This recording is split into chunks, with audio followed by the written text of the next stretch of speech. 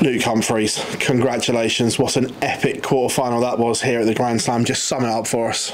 Yeah, it's hard to sum up the feelings of being a part of such a great game. I think the crowd have probably been blessed with two great games tonight. The Josh Rock and James Wade game was absolutely phenomenal. Mine and Gary's was just as good probably, and it was one of them games where I think both of us just had to be so resilient. Gary was the same. I think we both, credit to us both, because we never give in. He had a big lead, then I had a big lead, and then we both just kept coming back at each other.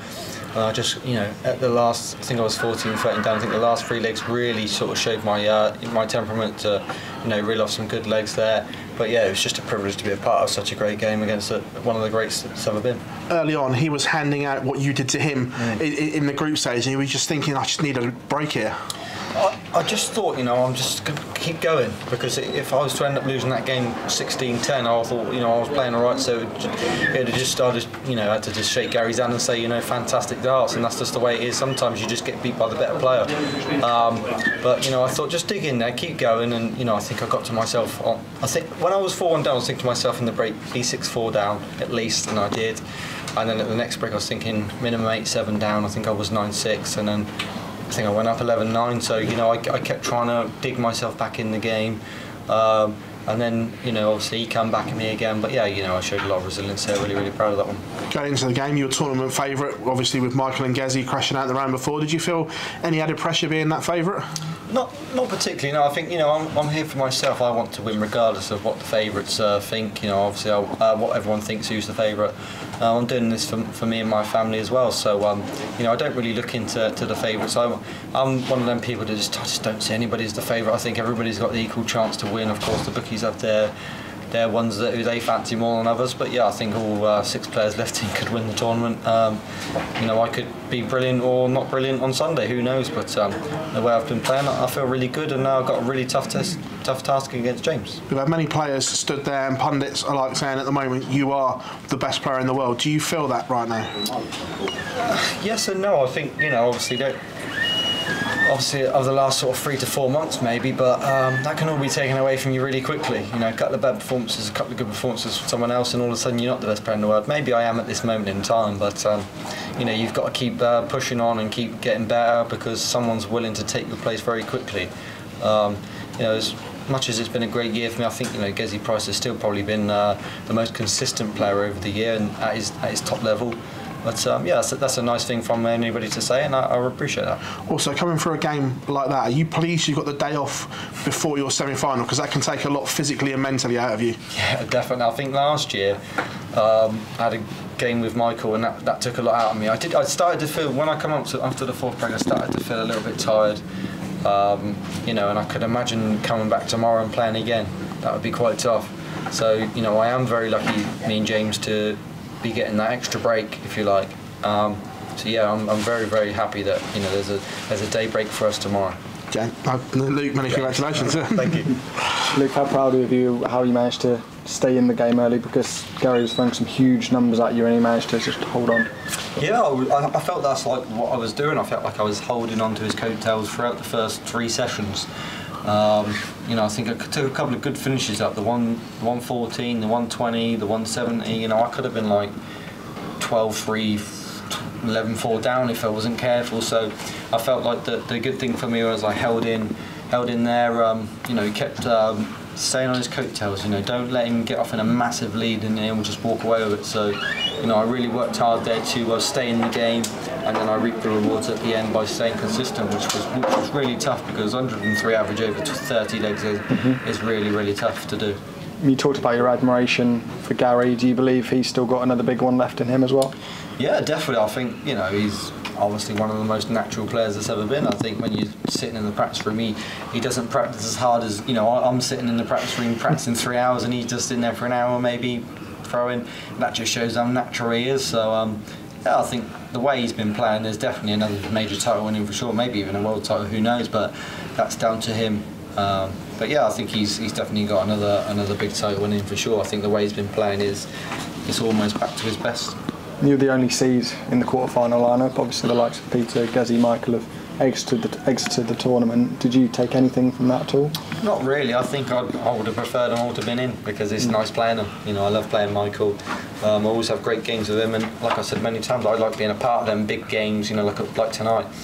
You know, I'd never shy away from the big occasion, but you know, everyone's going to say it makes your job easier, but you know, I can only do what I'm doing. I can't have an effect on the people that are out.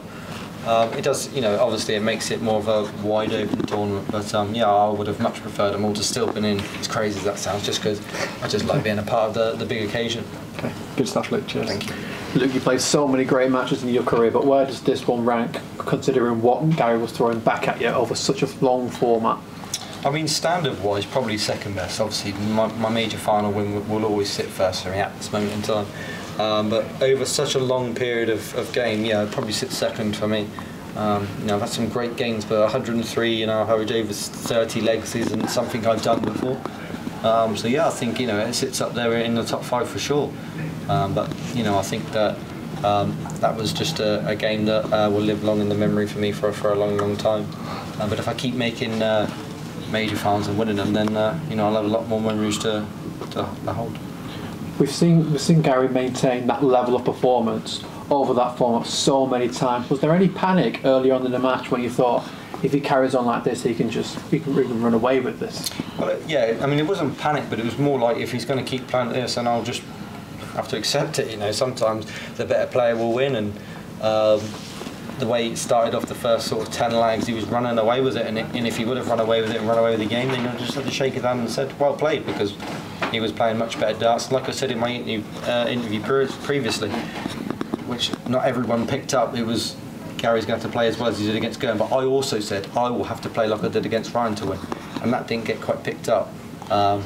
So yeah, like I said, we both had to play as well as we did, and we did do that. So it was just a close game, and I was ended up as the winner. Got James Wade next. We spoke to James earlier, and he said that you are one of the greatest scorers that he's ever seen in his career. How important will that be against someone like James, who you just know is going to take any finish that he's on, or potentially can't do that? First of all, I'll save that clip and put that in your bank. No, James is a good friend. I get on really well with him. You know, we've been practicing throughout this whole tournament together, you know, on finishes and stuff. And I get on really well with him. But of course, you know, when we play on Sunday, we'll be against each other, and it's going to be a tough game for us both. You know, he's maybe touts me as one of the greatest scorers in the world, but I tout him as one of the greatest finishers in the world. So, you know, if my scoring's up there as in this tournament, then I might not give him as many shots at double. If it's not, he'll get loads of shots at doubles, and you know, who knows how the game goes. So, yeah, James is a very, very tough player to beat. One of the toughest I've ever experienced, and I'm going to have to be at my best again to beat him. Nice to get a bit of revenge as well for Dortmund. The funny thing is, a lot of people say that there is no revenge in this game. I think you play each other so much that you can't look at last week, the week before, revenge here, revenge there.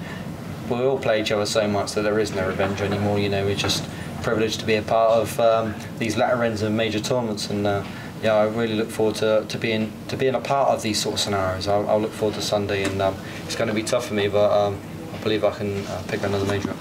Luke, big well done. Thank you. Thank you.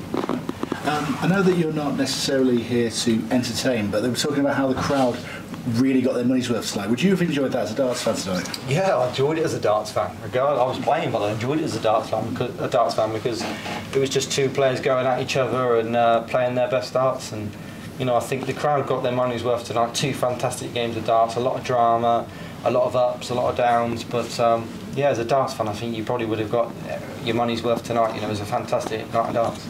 And looking ahead to Sunday, obviously, I know you're not looking ahead to the final, you've got James Wade first, but how do you sort of prepare for the possibility of two matches in the same day? I'm quite used to it playing on the European tour, but I've not really played a game where I've done 16 legs and then have to go and do another 17 first two. So, you know, it'll be a different experience for myself as well, but of course I'll learn from these experiences. Not being a part of it, I think there's only maybe one or two players that's left in that's experienced that before. So yeah, I'll just do what I do usually from the European tour, and hopefully it pays its dues. And obviously you were hoping for a quiet afternoon, but you're playing James Wade, so good luck with that match. Well, hopefully I'll try and, you know, play my best, and James will play his best, and may the better man win. But yeah, I've got a day off tomorrow, so I look forward to that, and we'll look forward to Sunday as well.